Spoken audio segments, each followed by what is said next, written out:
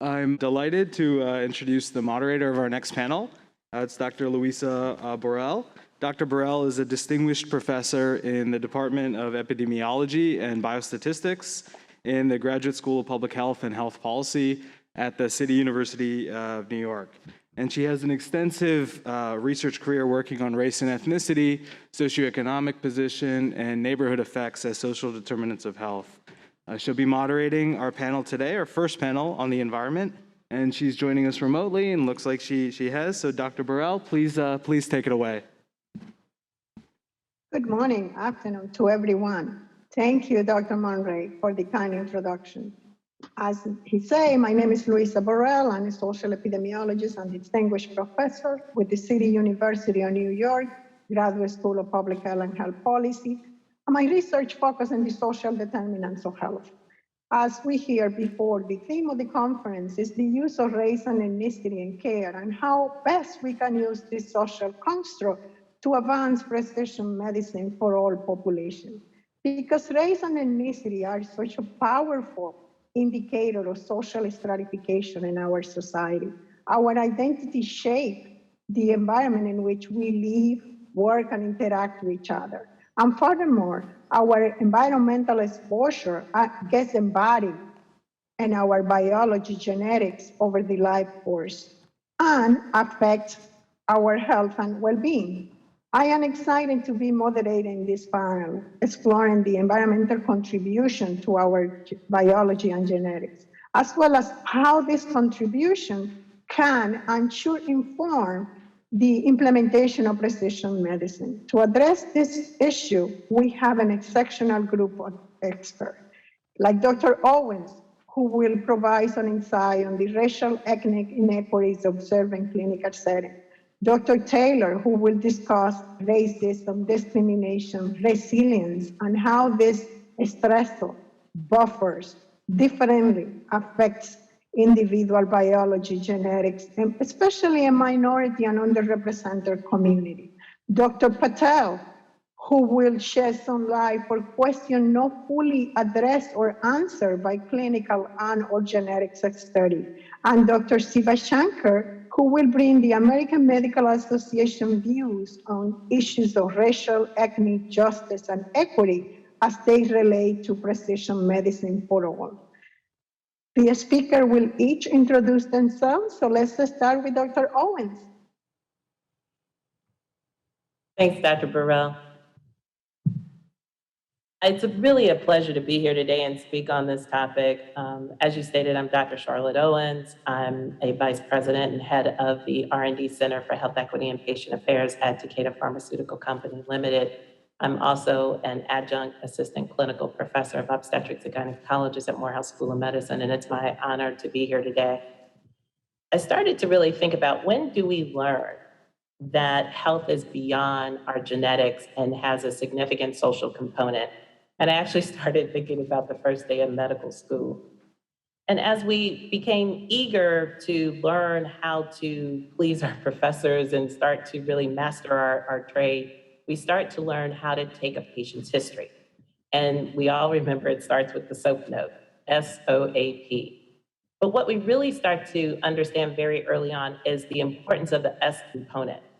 Now, while this includes things like the chief complaint, which we know as CC, the history of the present illness, detailed history, which includes pertinent medical history and surgical history, family history, and social history, and a review of systems, the one thing that we really start to understand is embedded within that component is the social history. And we frequently are taught to think of the HEADS, H-E-A-D-S-S acronym, which includes the home environment, education and employment and eating, activities, drugs, sexuality, and suicide and depression. And this is really not just an attempt to simply document the story of a person's life, but to truly understand everything that embodies their reason for being in front of you today. What might have contributed to their current chief complaint and while they're there. And in many ways, it's always been true that if we listen to the patient, we should know exactly what we're looking for as we examine the patient, what we look for as we're looking at labs, et cetera. And so we really start to understand that health is beyond the genetics. And sometimes we think about patients as being non-compliant because we prescribe the perfect treatment, but they don't follow up. But part of the reason why they may not be able to follow up or follow through or are labeled as non-compliant is because we know that there are major factors in their social everyday life that really come into worsening health and the rising cost of conditions, things like unhealthy living conditions, nutrition, and a host of social and environmental factors turn what could have been a manageable condition into an unmanageable condition. And so we know from the very start of our training that health is probably, maybe if you look at some of the statistics, especially like from Robert Wood Johnson, about 20% of your health. And that the rest of it really comes from things like behavioral, environment, and other resource factors that heavily contribute to your state of health. So what this leads us to with respect to precision medicine is we know we have to go beyond the genetics, and that we really have to start to tease out what and how we can impact the social environment around our patients. Because without that, if we only focus on our amazing treatment plan or our amazing surgical intervention, we will miss an opportunity to have a sustainable and even obtainable state of health for most patients. Thank you, Dr. Owen. Dr. Taylor, you are on. Thank you, Dr. Borrell, and thank you, Dr. Owens. Let me quickly first acknowledge my colleague and partner, Dr. Akintobi, for a truly inspiring summary and overview of important things we need to consider as we embark upon this important discussion today. I would, when presented with the question of does environment influence health and what is the evidence, I think, and what potential role genetics and environment play in their interaction and the determination of that health and what that tells us as we focus on this notion of precision medicine. I agree wholeheartedly with Dr. Akintobi's observations. I think we all do that distinct disparities between the African American and other minority populations versus the white majority really date back to the founding of the Republic. Some important observations were made by Dr. Frederick Hoffman, a great statistician in many's view, around the turn of the 20th century, in noting that what he called traits of African Americans were in fact so overwhelming and devastating that he expected the extinction of the race before the end of the 20th century, or in a short time thereafter. And he attributed, again, this decline in Black health to traits. His contemporary, Dr. W. Du Bois, refuted those notions and very eloquently and scientifically dismantled all of his arguments, which were clearly tinged by the racist views of the day, in making the simple observation that where people live, work, and play has an important determination on their health. That's not to the exclusion of genetics, but that the interaction was something that could not be ignored. A simple example of this from the cardiovascular world was presented to all of us by the work of Dr. Charles Rotimi and Dr. Richard Cooper, where they documented that although African Americans who populate the, quote, New World traditionally are thought of as having high blood pressure almost as a racial trait. If you look at the diaspora and you get average blood pressures as you move from Western Africa, where many of us traced 80% of our genetic roots, to the West Indies and then on to Chicago, that you'll see a stepwise increase in blood pressure owing, at least on the surface, to the location of that set of, quote, Black genes that each of the African Americans carry. Clearly, that is not indicative of some genetic tendency, but rather the profound effect of environment. And in order to move along to the panel discussion, I would also simply cite the most recent and clearly devastating example of the power of environment and social circumstances in the distribution of the misery that the COVID epidemic has wrought on the country, and the fact that it tracks along racial lines, that indigenous, African American, and other minority groups have borne a distinctly higher burden of the disease and death, and that the social determinants have shown themselves to be the dominant factor in that disproportion in the impact of the epidemic. The lessons of precision medicine, I think, bear on these outcomes, and we'll have an opportunity to discuss those in the rest of the panel. I'll close my opening remarks there. Thank you, Dr. Taylor. Dr. Patel will join us in a second. Hello, everyone. There Hey, can anyone Good hear me? morning. Everyone here? Hey there. Yes. Great to see all of you.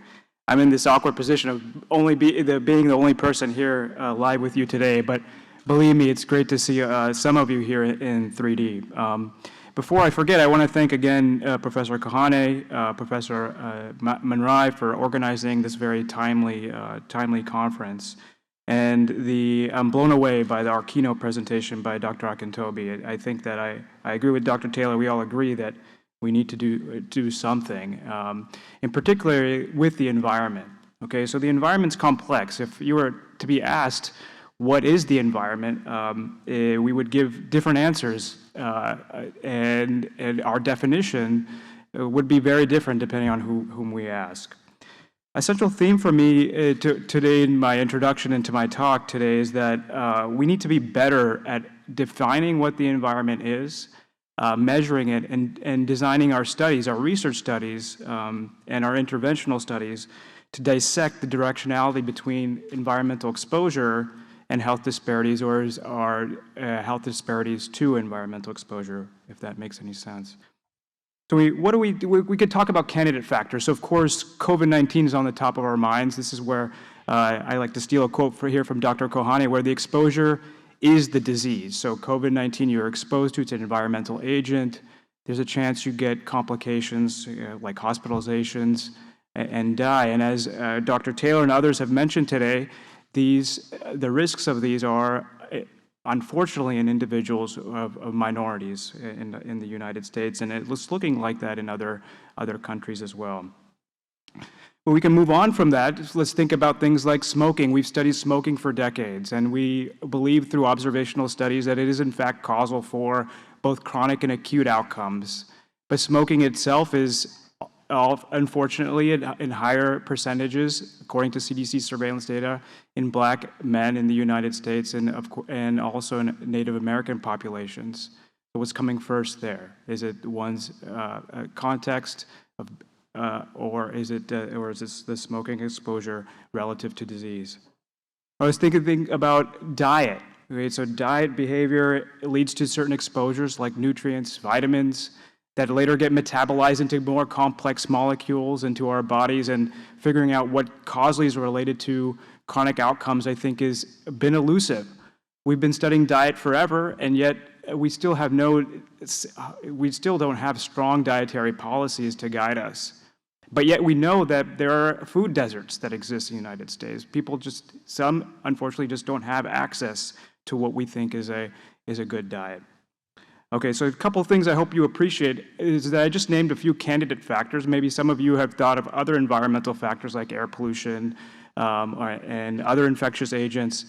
But one issue is that they just describe a fraction of disease risk. So I'll agree with the panel, and I've tooted this horn before, that genetics plays a small role.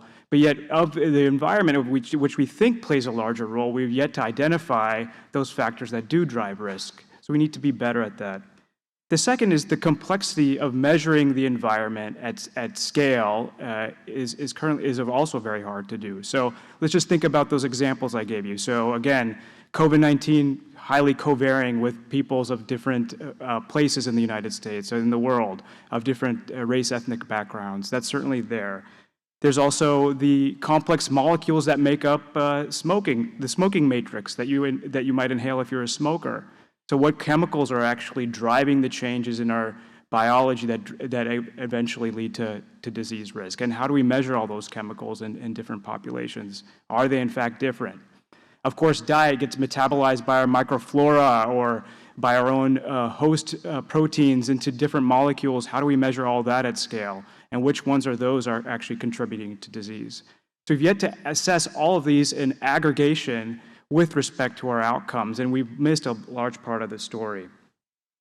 And then think about time, okay? So the diet that I forgot about what I had yesterday, but it's certainly different than what I'll have today, and does that play a role? Certainly diets that I've consumed earlier in my life or our lives must play a role as well, as we see with, for example, the pediatric obesity epidemic.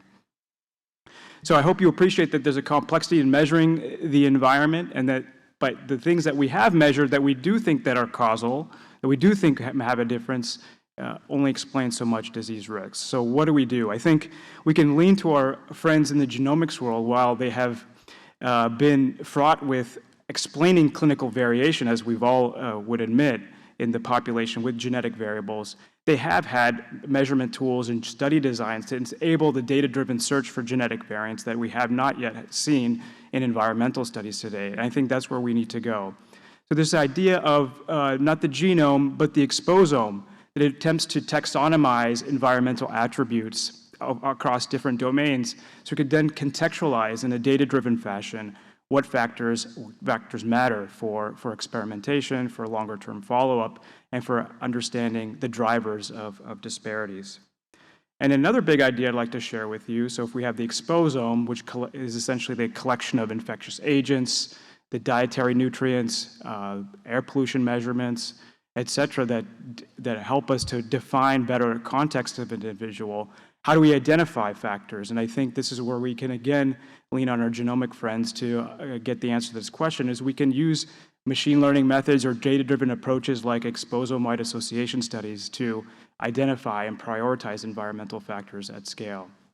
So what I believe is missing is that to implement these new measurement modalities with research designs and study designs, not unlike what Professor Taylor was managing back in the day, to help us identify these drivers finally at scale to put environment at the same level of genetics. So I'll end there. Thank you, Dr. Patel. Dr. Sivashanker. It's great to be here. My name is Karthik Sivashanker. I'm a vice president for equitable health systems at the American Medical Association and a medical director for quality, safety, equity at Brigham and Women's Hospital. So really appreciating the discussion. I want to start broad and historical, building on actually some of the comments by many of the panelists, but especially Dr. Taylor's more recent comments. Really starting with the current ecosystem in healthcare, which is grounded in a hyper-racialized, quasi-capitalistic financial system linked to our original sin and economic enterprise of US slavery. And I'm going historical because it matters, because slavery in the US has really been our most horrific and enduring innovation in this country in a way that it was carefully designed, adopted, diffused, normalized, and legitimized over time in healthcare and beyond. And it was uniquely operationalized in the US by justifying its existence through these racist, quasi-scientific, and medical theories. So when we think about these concepts of white and black, they were formally codified in US law in the 1700s, as we know, made up to uphold a privileged elite who wanted to maintain this system of wealth and social inequality through these racist policies. And ultimately, whites, rich and poor alike, were conferred a special status while blacks were relegated to slavery. And it reduced the risk of poor whites from uniting and rebelling in common cause with black enslaved peoples, something that had been happening quite a lot up until that time. And in fact, as we know, there was so much intermingling between enslaved Black and poor white people that they actually had to establish courts to determine if you were legally white or Black. And as you can imagine, it wasn't particularly scientific or accurate or meaningful. And yet it's not that different from how we've continued to discern and apply racial categories today in healthcare and science. And there's some data to support this history. So in 2014, there was a study in the American Journal of Human Genetics, and it found that there's surprisingly high concentrations of people, especially in the South, who self-identify as white yet have African ancestry. So 1 in 20 in South Carolina, Louisiana, pockets as high as 10% of people who are self-identifying as white would turn out to have African DNA. And so this gets to this question of what is race? And as we know, race is socially constructed. It's arbitrarily organizing some combination of physical traits, geographic ancestry, language, religion, other features, but it's always in the service of social dominant hierarchies. And that's in contrast to ancestry, which is really describing that biogeographic history of genetic variation in populations. A little bit more history, because I just think it's so important to reinforce in these types of conversations. Where do we come up with terms like Caucasian, for example? So German anatomist Johann Blumenbach developed this racist classification system after visiting the Caucasus Mountains, and he thought they were the most beautiful people in the world based on God's image, and extended that category to all light-skinned people from the region in Europe, and then established other categories, including, for example, Native Americans as the red race. So extremely scientific, and I say that in a facetious way. This was all reinforced through policies and practices over time, like the 1790 Naturalization Act. Social Darwinism reinforced some of these concepts, and it fit right into the growing nationalism at the time, which we're seeing today as well, because it supported the goal of colonizing people who were deemed inferior. So I'm giving all that history because these deeply entrenched myths and stereotypes have persisted to the present day, and they implicitly reinforce these systems of inequality, and they are affecting organized medicine. We've seen it in terms of how race has been embraced and used as a proxy for genetic and biologic ancestry, or used in clinical decision-making algorithms. Half of white medical trainees still believe that Black people have thicker skin, and we chronically undertreat Black patients for pain. And so we've seen hundreds of reports describing the dangerous and potentially fatal undertreatment of Black, Brown, Indigenous, and other patients, and yet most of our actions have been passive academic descriptions, all while acknowledging that we're not treating our patients as well. So I just want to close my section by just mentioning, race is not a reasonable proxy for genetic or biologic ancestry, but it plays an important role. So we need to look at race and ethnicity data carefully, understand how racism is differentially shaping the care we provide and the outcomes that we deliver. So I'll stop there. Thank you very much. I am amazed by the conversation from each of you. And I would like to go back to Dr. Owens on the emphasis she played in the social history of the patient and how we can actually get more out of this in a world in which a doctor has 15 minutes to see a patient. I think you're exactly right. And so, there's been lots of conversation about should you actually start with the social history in some areas, because I think that it gets to a couple of things. One, it helps you to really understand who's sitting in front of you, because frequently, I think a lot of times providers are seeing themselves through a certain lens of, hey, I'm here for the patient to explain to me, instead of sometimes more partnering because of the differences that are initially perceived. We make a lot of assumptions based on the appearances. We make a lot of assumptions based on our assessment of their ability to, quote unquote, adhere. We make a lot of assumptions based on how they speak. And I think if we really understood what it took for them to even get there, or why maybe they couldn't make the last appointment, or more about their environment, or more about the day-to-day decisions that they have to make. If we started off there, then it would actually help better shape the treatment strategy and plan.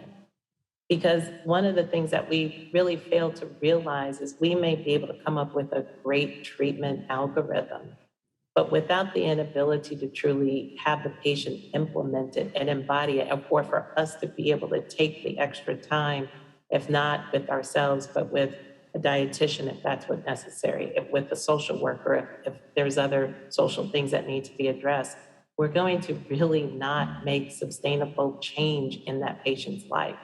So I think we have to make the time, Dr. Borrell, because again, the patient probably can tell you what the top 3 differentials are in their diagnosis if we actually listen to them, but also more importantly, they could actually help shape the best treatment for them. Because for many of the diseases that we see and treat, there are multiple things that we can look at. But if we don't really engage the patient in the conversation, if we don't really sit with them to try to understand it, then we miss out. And even though 15 minutes seems like a short time, I think if we start with making sure we're centered in their space, that would probably allow us to make the best of the 15 minutes or go over if we have to. Thank you. And I'm going to follow up with Dr. Taylor. You mentioned the COVID epidemic, and it's funny because at the beginning, we thought this is going to be the greater equalizer. Everyone was going to be affected the same, regardless of race, ethnicity, wealth, income, you name it. But very, very soon we realized that we were not in this together. And I wanted to get your insight about what do you think were the main factors in minority and underrepresented community, given the context in which they live and interact? Yeah, I think there's been a lot of discussion about this, and I think a lot of belated epiphanies have occurred. People, as Tavia mentioned in her talk, are discovering what disparities really are. Those of us probably in this audience well acquainted with the whole notion. But as you break it down one by one, there are some things that begin to appear to be pretty obvious contributors to this COVID disparity. The whole notion of essential workers and the people who are the janitors, who are the food providers and stockers, the bus drivers and so forth. 30% of bus drivers in America are African American. They have the heightened exposure. And the conditions of density of living environment, how many people are occupying a single space, setting up the conditions for rapid spread deep into the community. And the notion of I have to go in, that notion that, well, I can't stay home and teach the kids algebra. I have to go in for my daily bread, or there will be worse consequences in the near term, things that include things like eviction and so forth. Even the state of criminal justice and its execution. When you consider the heavy policing of Black neighborhoods that's so well documented, and the fact that 40% of the people who go to jail wind up not being convicted of anything. 95% of the people who are held overnight in jail wind up being there for nonviolent crimes that could have, in some other system, perhaps not been exposed to the intensely infected environment of jail. But that rotary door reintroduces in the community vectors of people who are, criminally often quite innocent, but become carriers of the epidemic. You can go on and on, but I think this having to go in is a very important thing, because it is rooted in issues of wealth. African Americans, for instance, have 1/10 the wealth of whites, and there is no buffer. So you don't have the luxury. And all of this became really fully manifest in the statistics of the epidemic. You add to that issues of trust. You really have this perfect storm for the African American community and other communities that are traditionally marginalized. Thank you. And I would like to bring this back to the environmental effects. And I would like to ask Dr. Patel spoke about the exposome and how we actually embedded some of our exposure. But I want to take it a step further and talk a little bit about what I like to call socio-exposome when we think about the context and the social condition of the context and how that gets embedded in under our skin by providing conditions that can either promote or deteriorate our health. So if Dr. Patel can share some light on that, that would be great. Sure, I'll try. So I agree. I think we need to be better or be more inclusive in our studies, this idea of socio-exposome. I love that term you used, Dr. Borrell. So a couple of ways that one could do this is start thinking about place a little bit in a more detailed fashion. So we all talk about zip codes and how that could be a strong determinant of health. No one will argue with that. But I think we could be better about decoupling what zip code is or including in this information about the zip code. So for example, how many people live in it? What types of occupations are the individuals that live in it? What are the social standing in terms of income or education level of these communities? And by doing so, I think we can, one opportunity is to better define what place is through this idea of the socio-exposome. I think in this term, the exposome as well, I'm a lumper and not a splitter. I think we need to incorporate individual indicators of the socio-exposome as well, albeit these are difficult to do. I believe we can lean on some CDC standards by which to do this, such as information on household income, for example, and the poverty level for that particular time period, to get a sense of, for example, one aspect of one socio-exposome. But I think that embedded in your question is, yes, we do need to get better at assessing the socio-exposome. I would claim that it's just as complex as the other individual factors, and it co-varies with place and individuality that one must consider when incorporating in both our research, but also in things such as the social history, as Dr. Owens mentioned. Thank you. And I would like to bring it back to Dr. Sivashanker. From where you sit, how do you see the interaction of the individual characteristics with the actual environment? And how can we intervene in some of the factors that we can modify in the environment to improve individual health? Yeah, it's a great question, and we can learn a lot by looking at how we have been intervening.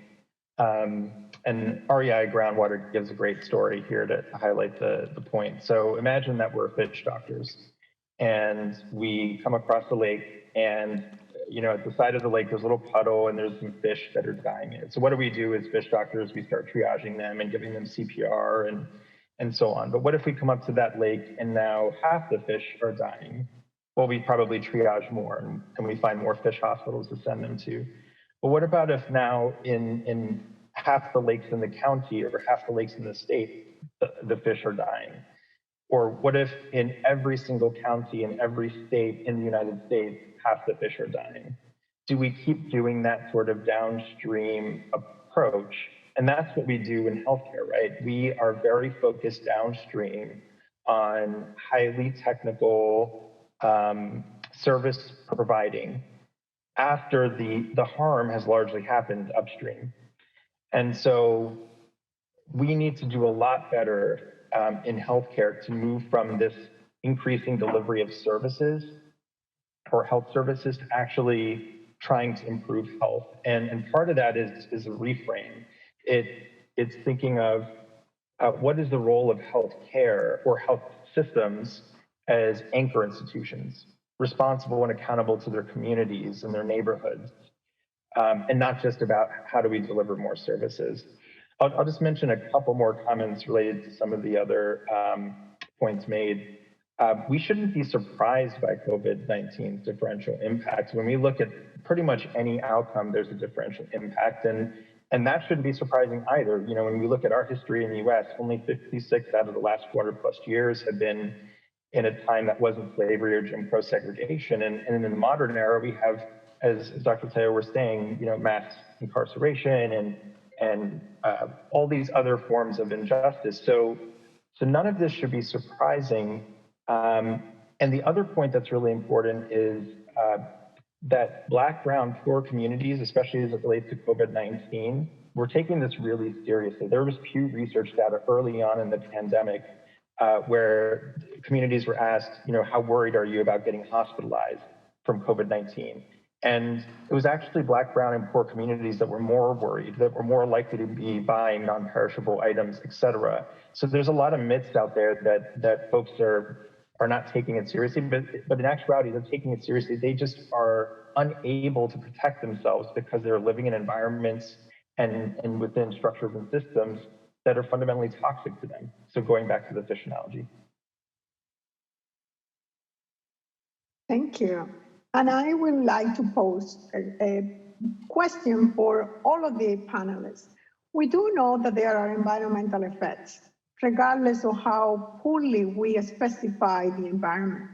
And my question to you is, how do we integrate those effects into the conversation we are having here around precision medicine and how that even may affect our genetics in the context of epigenetics?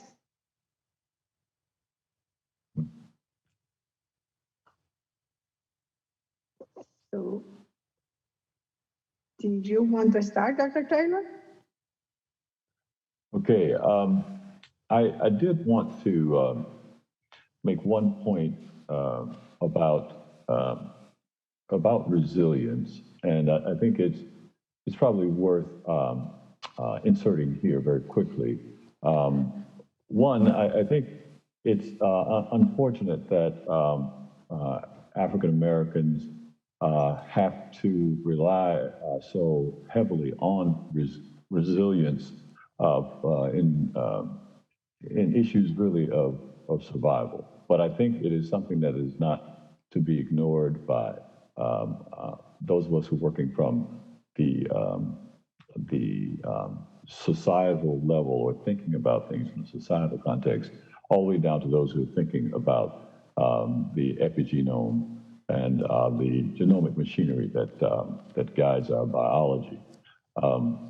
One fact that is often not given, I think, adequate attention is the fact that African Americans, given the circumstances that were so beautifully summarized by one of the other panelists, given those circumstances, it is not a minor miracle that African Americans thrive at all. Given the fact that it's only been about 6 decades since some of the most oppressive practices imaginable were actually the way of American life. And the residual effects of those are still here. But despite that, you have people who grew up in this toxic lake environment, who succeed, who thrive, who thrive not only socially and societally, but also biologically. African Americans who do make it at age 85 tend to outlive their white counterparts. These things are, I think, underemphasized and may, in this era of precision medicine, may offer an important signal for us to take a look at and see what practices, what habits of being, of behavior, even habits of mind are important, and maybe even what epigenetics have actually come to prevail to allow certain African Americans to survive all of the travail that they have to face, both from the physical environment and the socio exposome. Dr. Owens?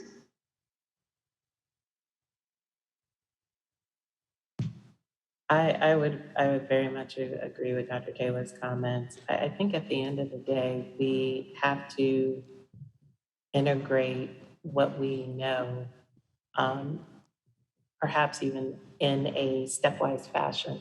I think sometimes we may forget that these linkages are not unknown to us, right? And many of the things that affect various different diseases are exceedingly known to us. For example, we know that asthma symptoms can be linked to where families live. And so it's not impossible for us to start to identify and geomap the influences and the exacerbations of asthma.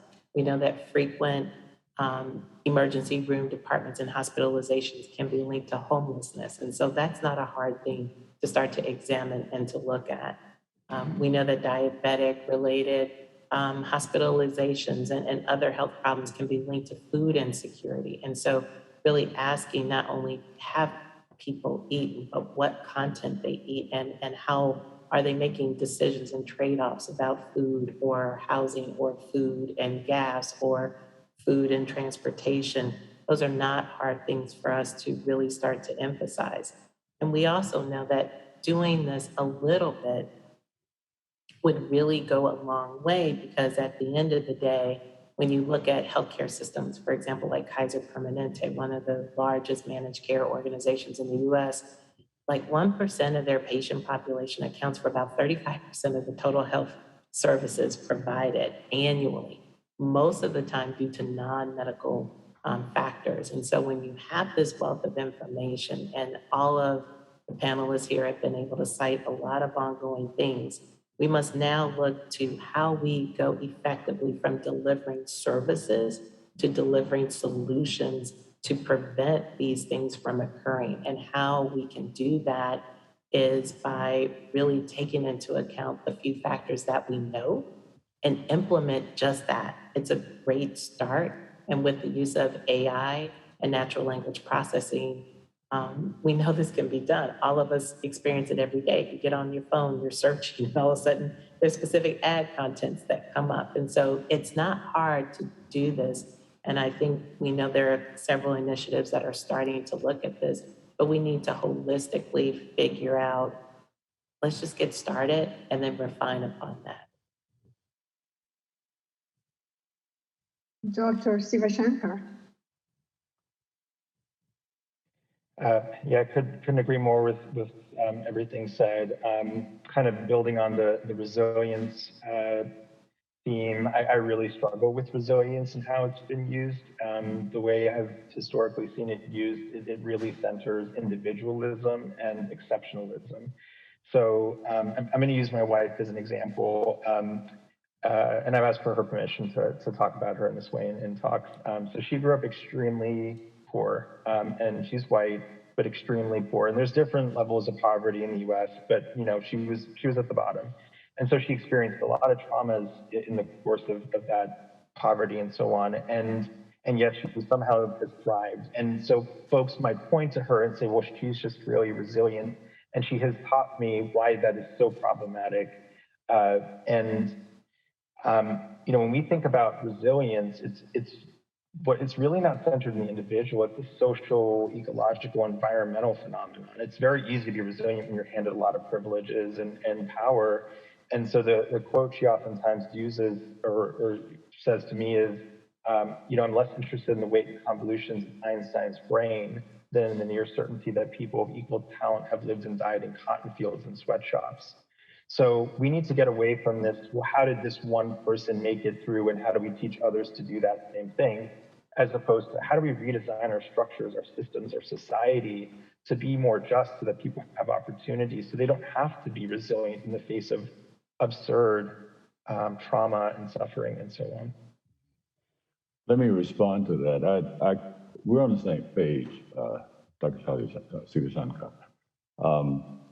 I think the signals, though, of a group of African Americans in South Georgia in the midst of conditions that were reprehensible in the 60s, who also had high rates of hypertension, the understanding of how and why they avoided coronary disease to the tune to the extent that the African American men had 1/4 the rate of coronary disease that the white females did. Those signals should not be ignored. The fact that people do survive, that despite Dr. Hoffman's prediction of extinction of the race, what led to the fact that that did not happen, besides his unscientific approach to his analysis, what has led to the current state of affairs? Those, while they may be exceptions, I think there's special messages for precision medicine that can't be ignored. Blacks who, in the Dallas Heart Study, who had dramatically lower LDLs versus what was expected given their environment, diet, et cetera, led to the development of, agents, blockbuster drugs that are making differences, not just for Black people, but for all people. I take your point about we have to be careful. We can't, just take the fact that some people do better despite these structural and these structural challenges. But we have to, I think, one, acknowledge the success. I think that is a message that Blacks need to hear more. That in fact, despite odds, despite incredible odds, you have overcome. I mean, that's the anthem of the civil rights movement. We shall overcome. In fact, we have overcome in many ways. The fact that we have to overcome is a sin and a stain on the American story, and we have to fix that. But the fact is that some people have, despite incredible obstacles, done well, and I think there are lessons to be learned there. Well, before I bring Dr. Patel, I would like to add that resilience has been a response to racism and have been one of the coping mechanisms by which the African American community have thrived. So, Dr. Patel. Right. So to really deploy this exposomics idea at scale, the socio-exposome and the chemical exposome, I think again we can lean on the genomic advances. So what drove genomic advances is that this idea of integration that Dr. Owens talked about across cohorts with sound study design. So we need to marry both the technology with sound study designs and meta-analyze, like we have with the genome through large meta-analyses to identify new genetic variants with, n equals hundreds of thousands of cases and controls to expand that idea to examine the exposome at scale across these different cohorts. Now, under the rubric of precision medicine, we have these projects that could allow this integration more easily. So, for example, the Top Med project by NHLBI, or the All of Us precision medicine program. So we need to be aggressive in measuring the exposome across these individuals, leveraging our cohorts with sound study design, and then be good at recruiting individuals into these studies as well. So I think that's the way of assessing or getting to scale with the exposome. Thank you, Dr. Patel. And we're getting to the end of the panel. So I would like to give the speaker, each one, the opportunity to say final remark on what they see the precision medicine for all being in the context of race and ethnicity, and not only as a social construct, but as a social construct that is dynamic, that we see that people change identity, and that it's not so much our identity, but also the ascribed identity. What are the implications of that for precision medicine in the context that we are living?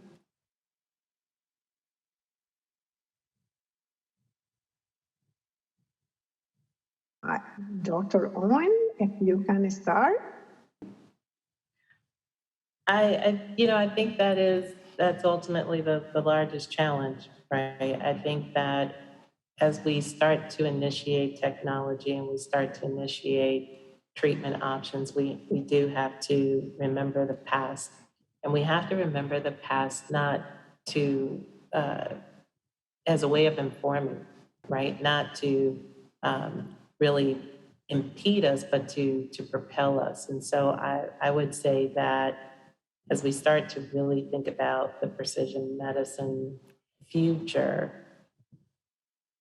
keeping our eyes focused on how do we make sure that it includes as many people as possible? How do we make sure that it includes as many pieces of the ecosystem in which people are born, live, grow, and age is also very important before we start to attribute things to social constructs and that define race, but rather inform people more on that integration between genetics and what we know about their environment.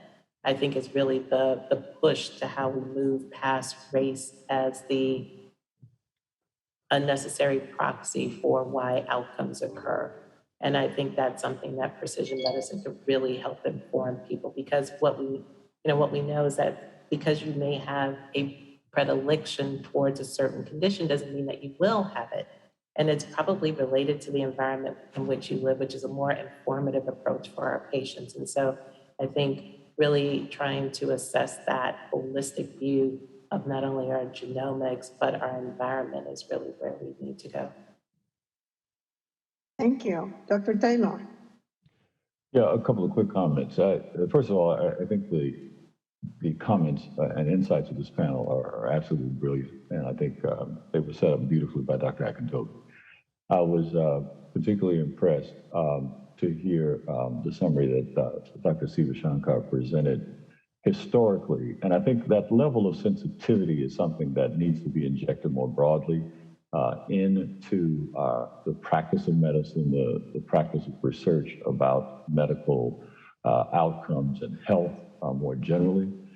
And I have two perhaps overly specific recommendations to put forth at this point. I think that with all deliberate speed and energy, we need to continue to work towards increasing diversity of the practice of medicine, the practitioners, and the people who do the research. I think that helps in multiple ways. One, I think increasing the levels of sensitivity as expressed again in Dr. Sivashankar's summary and overview of how we find ourselves here today.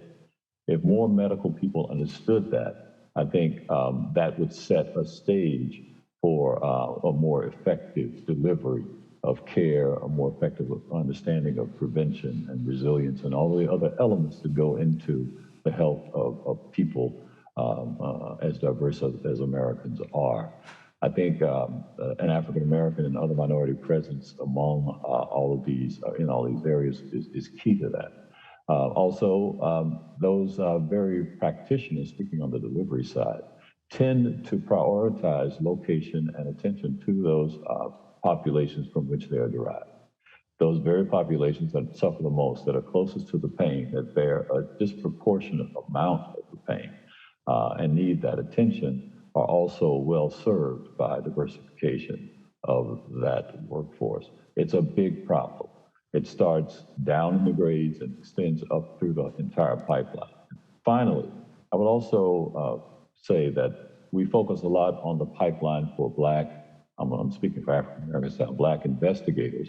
I think a pipeline, in quotes, of Black institutions is also important. That is the national prioritization of investment in institutions that service these populations that carry a history of sensitivity, of investment, of concern, that are truly authentic and not motivated by trends and current understandings that may turn on election cycles and other things.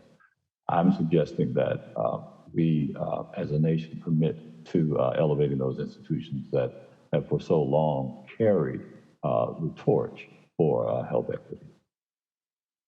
Thank you. Dr. Patel.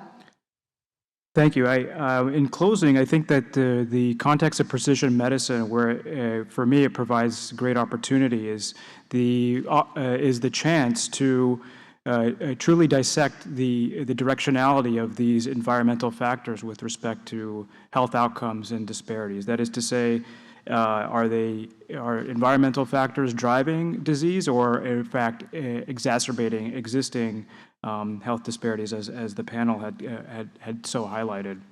And second, I think the major opportunity in large is to understand how all these environmental factors of the exposome come together and together induce risk for disease. So as I began today's talk, I mentioned that most of disease variation is elusive, particularly for chronic outcomes. I think one of the central promises of looking at the exposomic scale is to understand where this elusive variation is coming from across different populations. Thank you, Dr. Patel and Dr. Sivashanker. I want to echo the appreciation for the panelists and everyone. Really thoughtful discussion. My call, I suppose, to the audience is really one of introspection and self-examination, and also to the field of precision medicine. So some questions that I've prompted other audiences to think about that I think precision medicine should also think about is who's benefiting and who is not, who's designing and who's being left out. Are historically marginalized groups being recognized, elevated, and centered? Have we considered unintended consequences for the work we're doing adequately? How are we going to measure the impact on historically marginalized groups and populations? And really taking a step back, will our efforts lead to equitable reallocation of wealth, power, and resources? Because that's what we're really talking about when we're talking about social justice.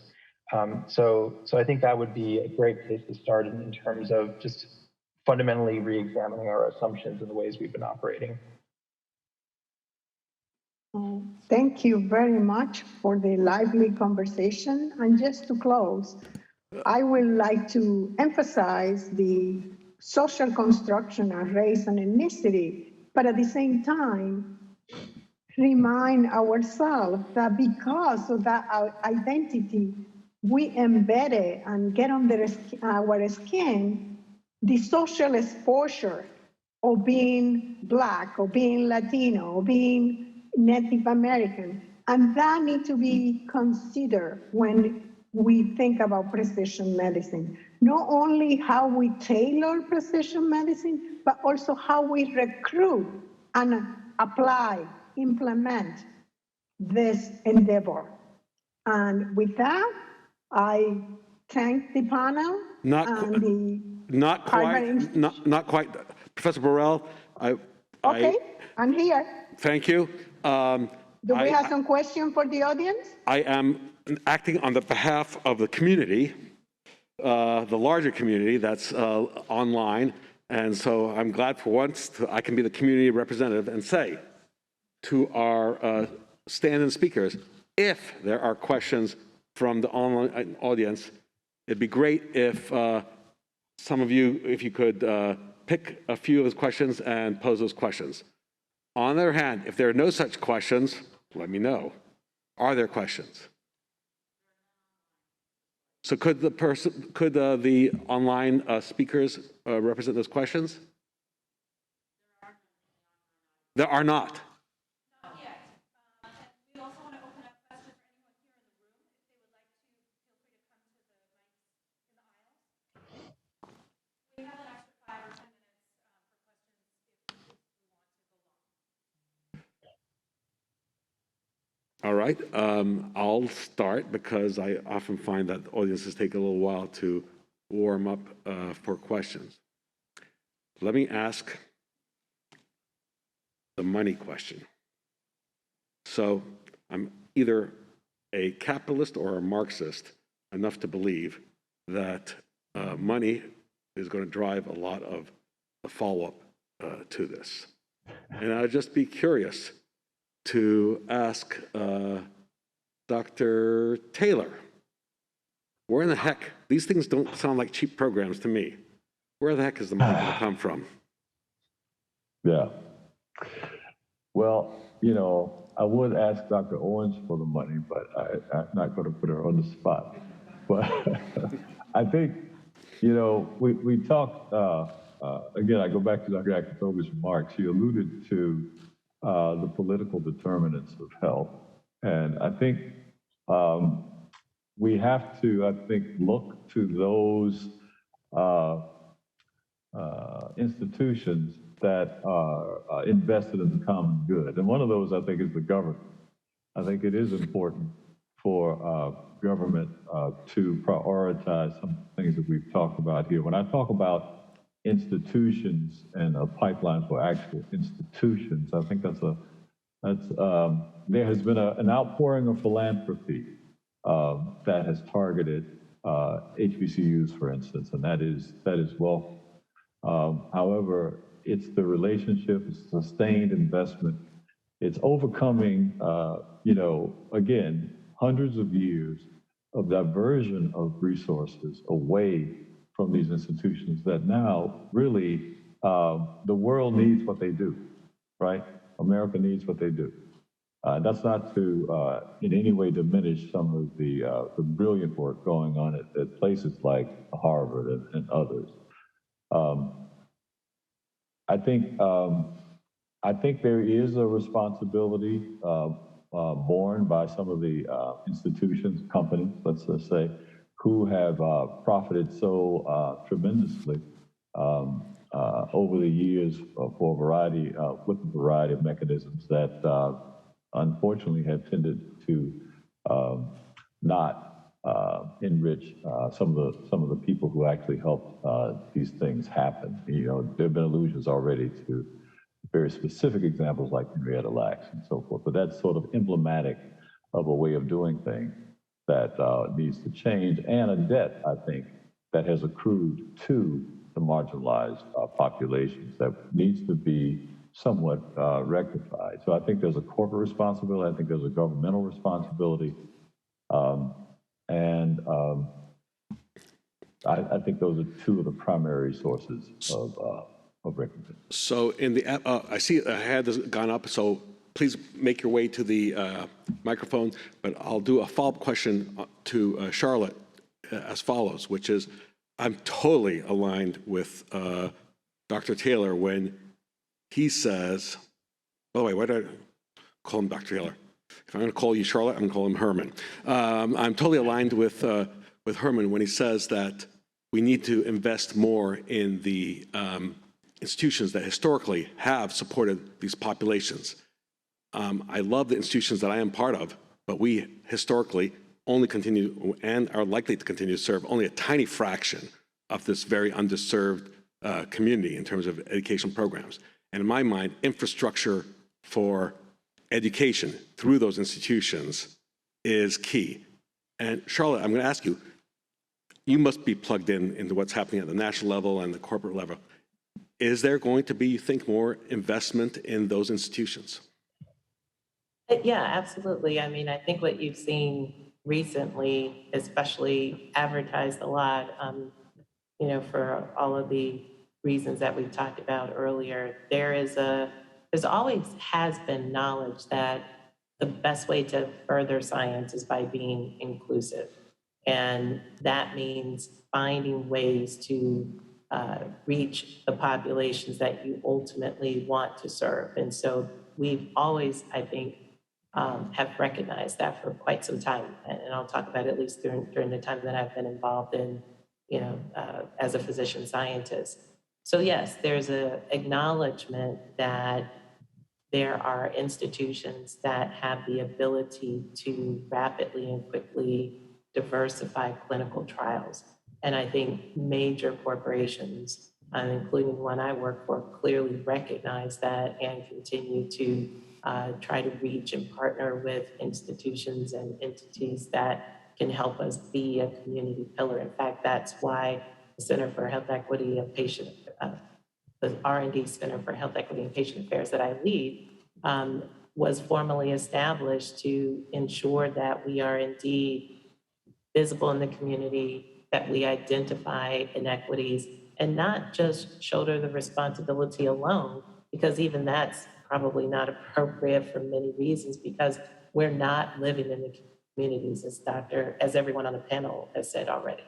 We're not always in all the communities that we want to serve. And so what you have to do is, as Dr. Akintobi said, you have to bring society, you have to bring the community, you have to bring the local physicians into the mix. And so, yes, I think our R&D efforts are reflective of that and will continue to be. Thank you. So I see two people in the audience. And so I'm going to ask the audience members who are speaking, just quickly identify yourself before you ask the question. So please go ahead. Yeah, I'm El Singwa. I'm a postdoc here at Harvard Medical School at Boston Children's Hospital. And I have two questions. Like the first one is for Professor. Could you get closer to the microphone? Sorry. I guess I have to move it. Yeah, there's a little bit of heightism going here. Yeah, I'm very close to the ground. So the first question is about community engagement. And you gave a model on how to create programs that lead to community engagement. And one of it, the major point is like communication. And with the era of social media, with mixed match information, how do you factor this into those models, especially if you have a project that is dealing with a community with so much distrust? How do you build this trustworthiness? And my second question is to Professor Patel. I've never heard of the exposome before, so I'm very curious about it. Are there any current research that have been that evaluate the exposome, and have there been any policies that have managed to integrate some of those results in the public health context at the moment? Great, so I'll quickly go first. Thank you for the question. The advent of the barrier and facilitator that social media can be is just something that many of us through NIH's SEAL network just discussed last week, Friday. The opportunity is that you have the chance to be able to disseminate and engage in culturally relevant science very quickly. The challenge is the mis and disinformation that can also spread and is exponentially challenging to stop or to stifle. So, without getting into too much detail, there is an art and science, right, of the use of social media that we're having to really think thoughtfully about. And how we leverage and understand who the influencers are. They're not us, right? So who people listen to, particularly those who are spreading misinformation, which is not factually but not intentionally spread, versus disinformation. How we disentangle that and leverage who we understand to be those influencers to help spread factual information that advances science. We're in the midst of understanding and disentangling that. So very important question, and the mission continues. Great, fantastic question about the exposome. You're actually at the mic. You were standing next to one of the leaders in the exposomic science, also at Boston Children's Hospital. So long story short, our group here at Harvard Medical School with Professor Manrai are leading some of these efforts and looking at the exposome at scale in different contexts: epidemiological cohorts, electronic health records, healthcare claims information. But this has caught fire, actually, not in the United States, to be totally transparent. It's actually in Europe. This is a big undertaking by the European funding agencies, who across countries have funded multiple exposomic types of initiatives, talking about meta-analyses across these cohorts that I was previously referring to. In terms of translatability of this information, that's the money question there. And there have been few examples where investigators have used a data-driven approach to identify what we might call exogenous chemical compounds that could later then be intervened on. So there's great examples from Stanley Hazen and colleagues where they used a metabolome-wide type of approach to identify metabolites that are indicative of external exposure, and then through a series of fantastic human-based studies showed how once they figured out where the sources of that is, kind of lowered the risk for their outcomes that they were originally targeting, which was heart disease. So there have been few examples, and I think they're going to only grow as we become better at taxonomizing the environment. Thank you. The gentleman here, please identify yourself and then ask the question. Yes, my name is Luke. I'm a graduate student here at DBMI, but I'm actually representing the online community, and so I'm going to share a question from we've had a couple hundred joining us live on YouTube, and so this question comes from Danny, and Danny asks, can we ever move beyond the use of race, ethnicity in informing medical decisions? And more specifically, what does that future look like?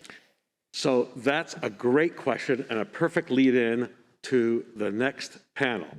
The next panel is around a case history of how we are moving on from the use of race in assessing kidney function and therefore adjusting a whole bunch of things, including medication prescription, to a more individualized precision medicine approach.